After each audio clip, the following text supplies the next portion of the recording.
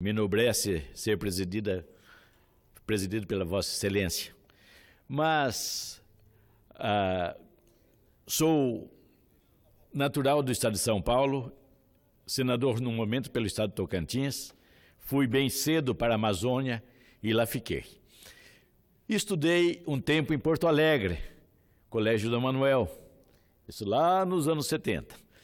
E, sabe, senador, eu gostaria de falar de um fato histórico, quando Vossa Excelência falou sobre a Revolução, uma coisa tão mal compreendida no Brasil, e mal historiada, e mal falada, e mal escrita, quando se fala da Revolução Tenentista e Revolução Constitucionalista. Então, se interpreta que houve uma guerra entre gaúchos e paulistas. Isso não é verdade. Isso não é verdade. O que foi o seguinte: quando Júlio Prestes foi eleito, após o governo de Washington Luiz, ele tomaria posse no ano de 1930. Mas havia um descontentamento geral no Brasil devido à política café com leite, à alternância que se dizia entre Minas e São Paulo. Então, havia um descontentamento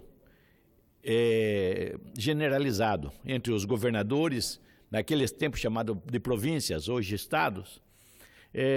Então, a Revolução Tenentista, comandada, parte dos revolucionários de 1924, comandado pelo general Isidoro Lopes, e depois se uniram a Getúlio Vargas, não concordaram com a eleição de Júlio Prestes e apoiaram Getúlio Vargas para a derrubada de Washington Luiz, depor Washington Luiz, e, consequentemente, a tomada de posse mais tarde por Getúlio Vargas.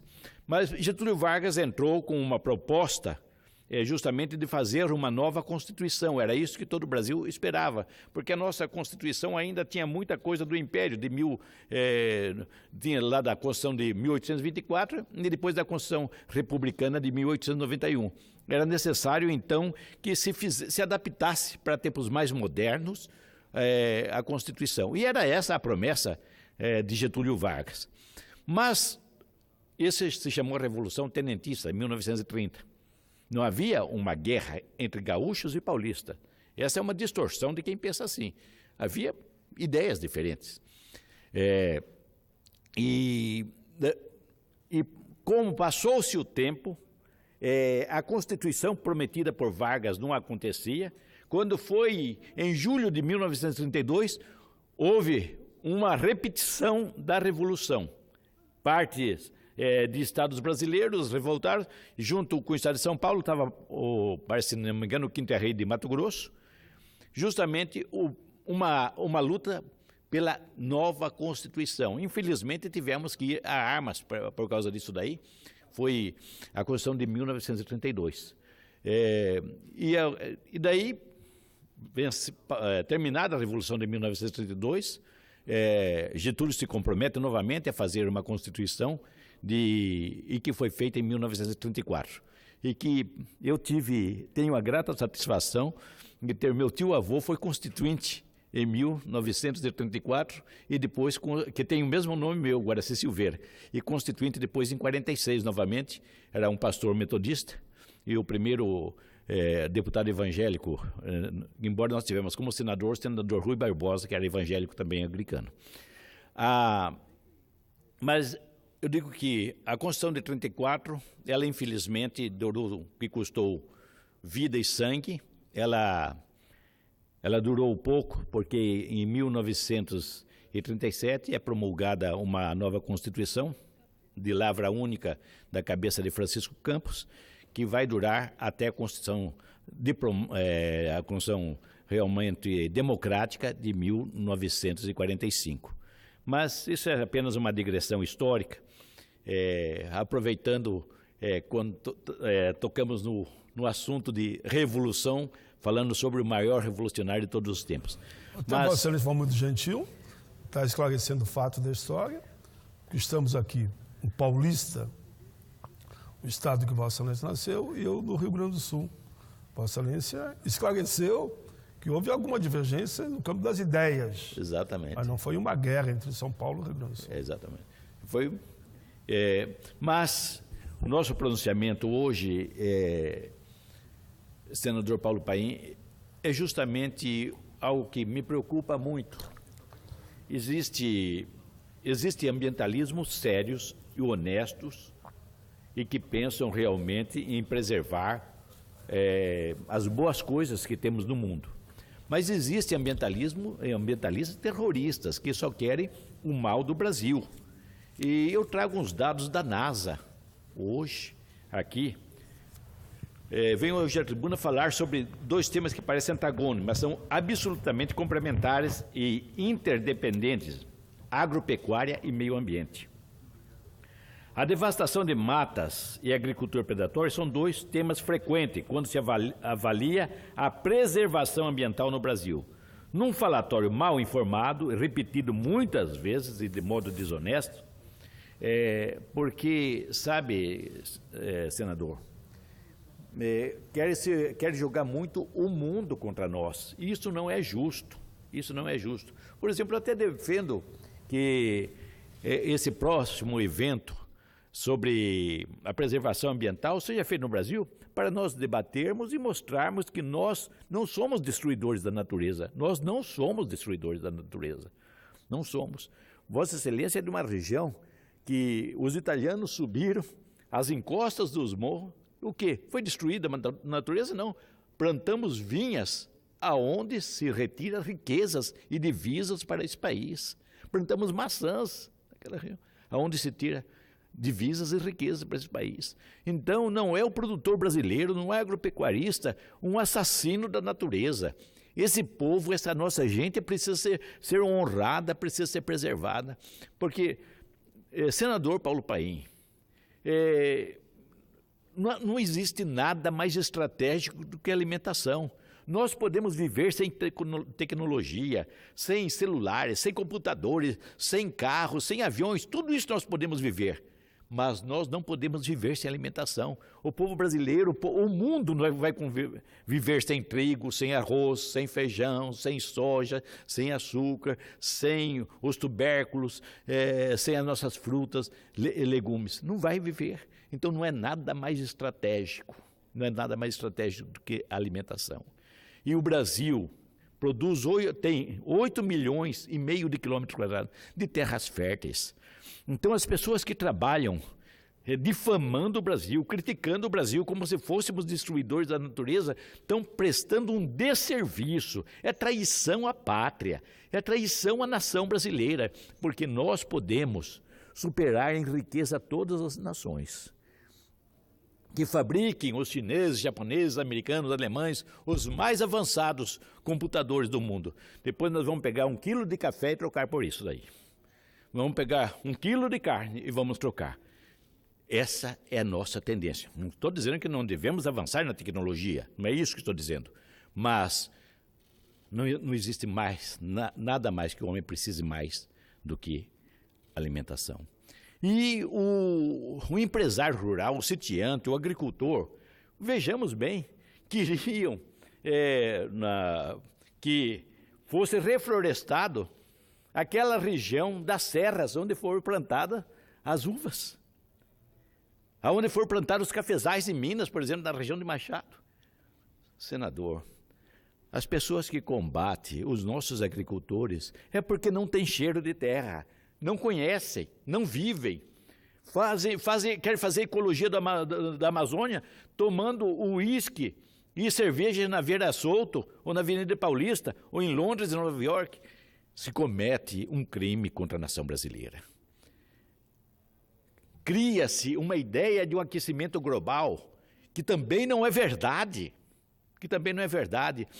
Cria-se uma mentira sobre o aumento dos oceanos, que também não é verdade. As primeiras medições de oceano foram feitas em 1740 pela Marinha Inglesa e pela Marinha Francesa, e depois em 1780. No Brasil, as primeiras medições As primeiras medições foram feitas em 1831 por ordem do imperador para a demarcação das nossas terras. E incrivelmente, senador Assir, senador Paim, as medições dos níveis do mar e dos rios continuam o mesmo. Continuam os mesmos de 1831 ou de 1740. Então cria-se muita mentira.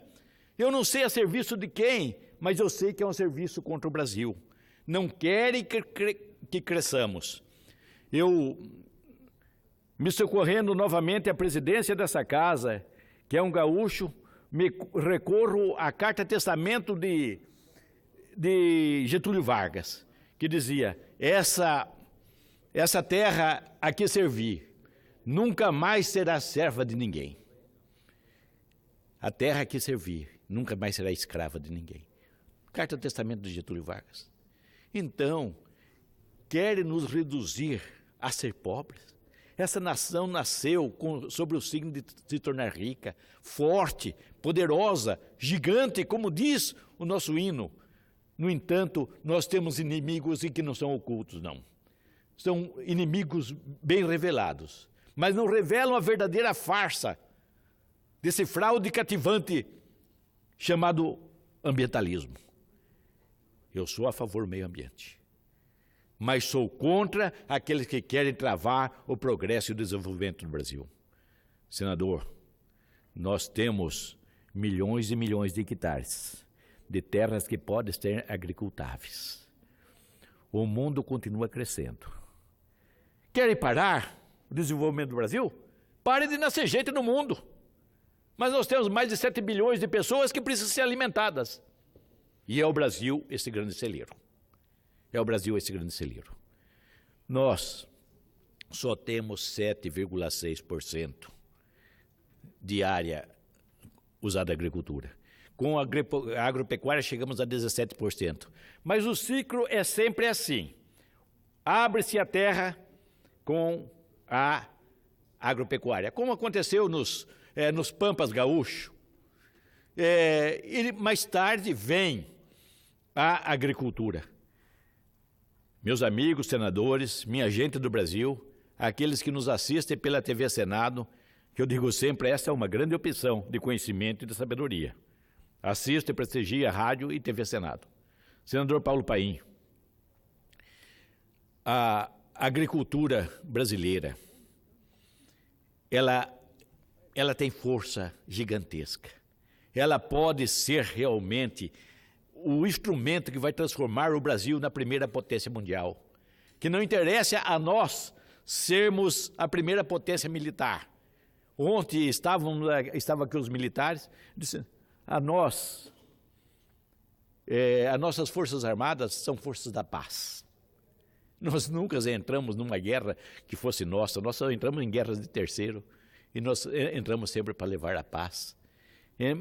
Então, meu bom amigo, senador Paulo Paim, eu vejo nos entreveros que o Brasil teve, um pouco com o Uruguai, ou a Argentina, que hoje deixamos só para futebol.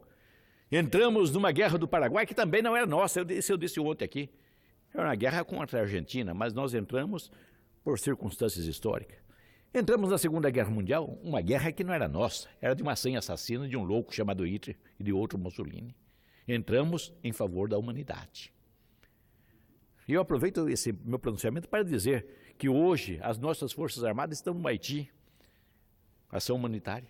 Estamos lá em Roraima, numa ação humanitária, fazendo 9.000 refeições dia para venezuelanos.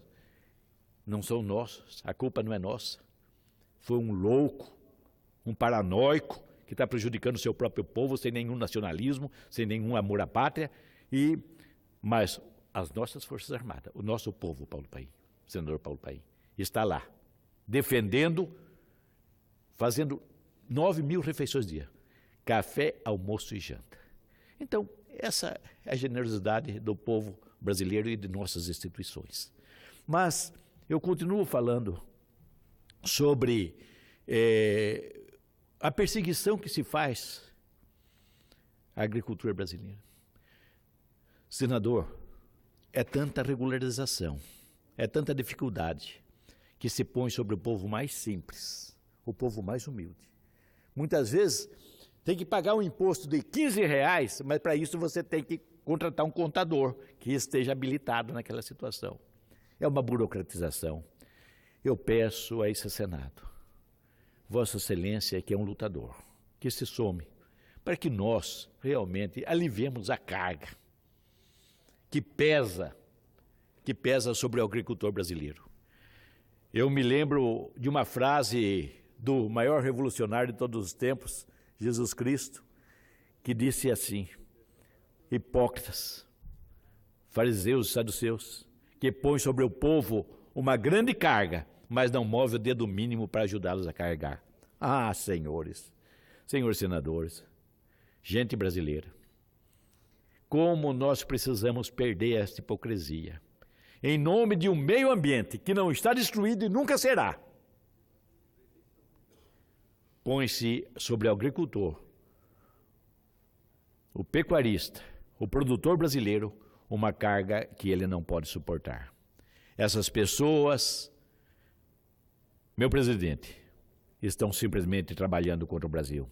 São traidores da pátria. São traidores da pátria. São traidores da pátria. Eu me lembro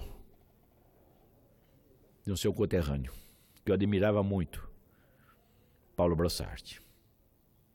Como ele defendia o setor agro, como ele elogiava a competência do Rio Grande do Sul no agronegócio. Foi um dos grandes, me permita só falar do Paulo Brossard, foi um dos grandes senadores dessa casa. Quando eu cheguei aqui, o que eu mais ouvia falar de como é que está o Paulo Brossard, como é que está ele, um dos grandes oradores e um democrata. Democrata. Um democrata. E eu quero bela lembrança. Eu quero interessante, senador Paulo Paim, que o senador Jarbas Passarinho, outra reserva moral. Grande senador também. Então, eu convivi com ele aqui. Na Constituinte. Isso. Então, você sabe que o senador Jarbas Passarinho foi um equilíbrio na nossa história e na nossa Constituição. E o que aconteceu? O senador Paulo Brossard era líder da oposição e o senador Jarbas Passarinho líder da situação. Tinham discussões homéricas, depois saíam uma amizade invejável, um ia para casa do outro, que muitas vezes estive junto. Eu tinha o prazer de ouvir o destilar da sabedoria daqueles dois homens, que era um momento de gente se calar e escutar.